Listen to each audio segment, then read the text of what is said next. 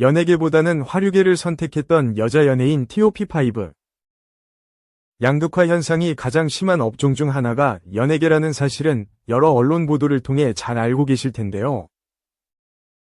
드라마 회당 출연료가 13억 원을 넘어서고 CF 몇 개만 찍어도 당장 강남의 아파트를 살 수 있을 정도로 엄청난 수입을 올리고 있는 연예인이 있는 반면 하위 90%의 연예인들은 보이는 모습만 화려할 뿐 실제로는 생활고에 시달리는 경우도 있습니다.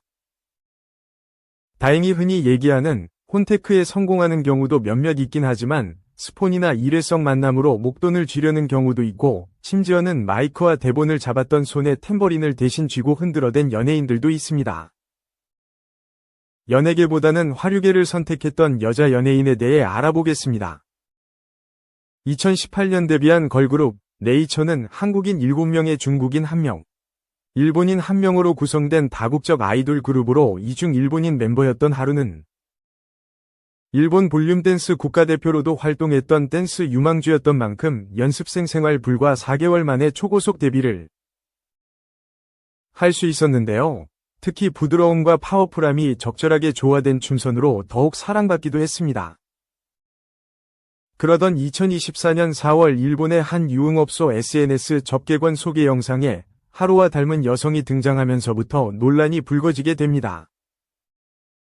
네이처 하루가 유흥업소에서 자신을 소개하는 이미지 프로필에서 가명 루루를 사용하며 얼굴 옆에 손가락 V자를 보이고 있다. 영상에 등장한 여성의 이름은 사쿠라 루루로 하루와 달랐지만 이 여성은 자신이 K-팝 아이돌로 6년간 활동했고 화류계에 입문한 지는 고작 3개월 정도 된 뉴페이스라고 소개했는데요. 하지만 걸그룹 활동 당시를 설명하는 영상에 네이처 하루의 사진이 등장했고 프로필상의 생일마저 2월 21일로 네이처 하루와 같았기 때문에 사칭 의혹은 잠시 불거졌을 뿐 이내 영상 속 여성이 네이처 하루라는 의혹은 사실로 드러나게 됩니다. 네이처 하루의 인터넷 프로필 출생 생일이 나타난 곳에 파란 줄이 그어져 있고 그 뒤로 하루의 사진 2장이 있다. 하루는 의혹이 불거진 지 3개월이 지나서야 비로소 자신의 SNS를 통해 댄스 스튜디오를 차리기 위해 잠깐 화류계에 몸담았던 것이라고 억울한 사정을 호소하는 사과글을 올리기도 했지만 덕분에 그녀가 속했던 걸그룹은 빛 한 번 제대로 보지도 못하고 계약 기간을 다 채우지도 못한 채 6년 만에 해체를 하게 됩니다. 참고로 그녀가 일했던 곳은 터치 없이 대화만 하는 건전한 곳이라고 하네요.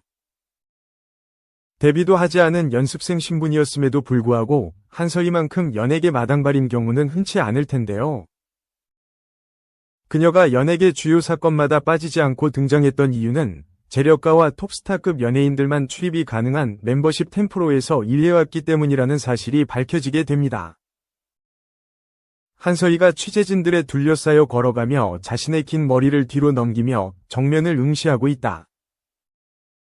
빅뱅 탑, 아이콘 비아이 등 유독 YG 엔터테인먼트 소속 연예인들과 함께 사건에 얽히면서 YG 저격수라는 별명까지 붙었던 그녀는 급기야 YG 엔터의 수장 양현성마저 나락으로 보낸 판무파탈의 매력을 가지고 있었던 만큼 연습생 시절에는 다수의 소속사에서 영입 제안을 받았고 실제 플레디스 엔터테인먼트를 거쳐 젤리피쉬 엔터테인먼트를 오가며 연예계 데뷔를 목전에 두고 있었지만 마침 알바로 나간 템프로에서 불과 3시간을 앉아 있었음에도 불구하고 200만 원을 현찰로 받게 되며 자신이 나아갈 길을 찾을 수 있게 되었다고 하는데요.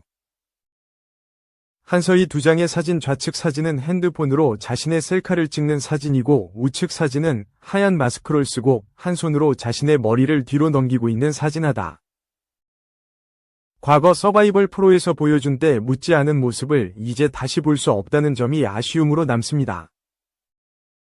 대표할 만한 작품은 전무하지만 인지도만큼은 토클래스였던 장미인에는 정치 사회적인 발언을 거침없이 쏟아내기도 하고 자신의 SNS DM으로 온 스폰서 제안에 큰 불쾌감을 표하는 등 내용이 맞든 안 맞든 어쨌든 소신 하나만큼은 뚜렷한 여배우로 평가됐지만 그러던 중 그녀가 논현동 소재의 소위 템프로에 출근 중이라는 언론 기사가 보도되면서 곤혹스러움을 빠지게 됩니다.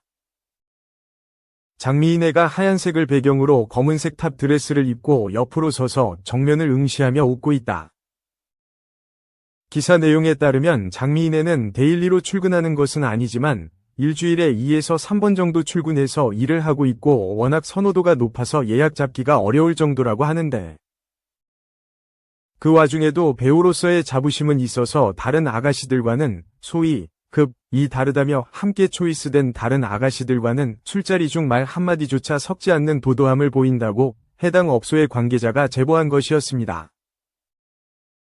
해당 매체의 보도에 장미인애는 크게 불쾌감을 드러내며 사실무근이라는 입장을 보였고, 실제 유흥업계에서 잔뼈가 굵은 몇몇 업계 관계자들은 여자 연예인들이 템포로에서 일하는 경우가 드물게 있는 것은 사실이지만 그런 경우 통상 다른 접대 여성들과 똑같은 방식으로 일하는 것이 아니라 스페셜한 손님이 있을 경우에만 잠깐 룸에 들러서 인사를 하고 술을 한두 잔 따라주는 일종의 초대 손님 같은 형태인 경우가 대부분이어서 장미인애의 경우 고정적으로 출근을 했던 건지 특별한 손님만을 가끔 상대했던 건지는 구분해야 한다는 의견을 보이기도 했습니다.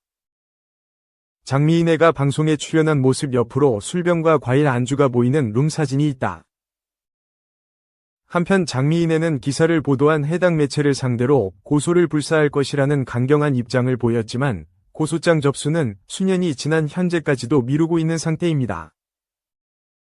이혼 소송 과정에서 불거진 CCTV 3대1 영상과 배우 김선호와의 사건으로 단숨에 국상으로 등극했던 기상캐스터 출신 최영아에 대해 아직도 잘 모르시는 분이 계신다면 아래 내용을 클릭하시면 됩니다.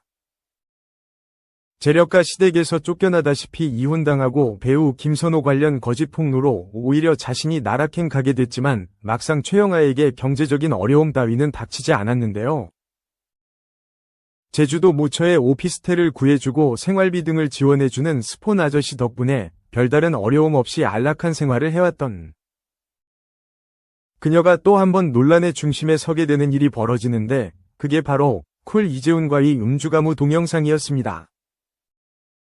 물론 이들의 만남이 손님과 접객원의 관계가 아닌 단순한 지인 간의 모임이었음이 추후 밝혀지기는 했지만 문제는 이 영상을 그녀의 스폰 아저씨가 보게 됐다는 사실이었습니다.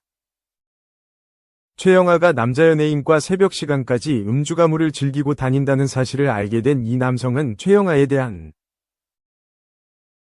금전적 지원을 끊어버렸고 그렇게 스스로 돈을 벌어야 하는 상황이 됐던 최영아가 선택한 곳이 바로 화류계였던 것이었습니다.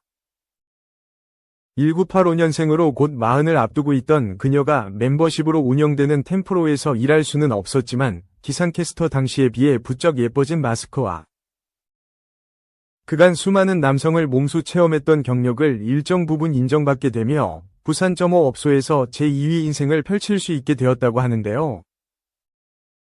최영아가 분홍색 원피스를 입고 있고 그 옆으로 합성으로 보이는 술진 접대부들의 사진이 나란히 있다. 함께 탬버린을 흔들었던 동료들의 전언에 따르면 소란스러운 룸 내에서도 유독 정확한 발음 덕분에 의사소통이 유독 잘 됐던 언니였다고 하는데 아쉽게도 그녀가 부산에 있다는 소문이 돌면서부터 자취를 감춰 현재는 연락두절인 상태라고 하네요.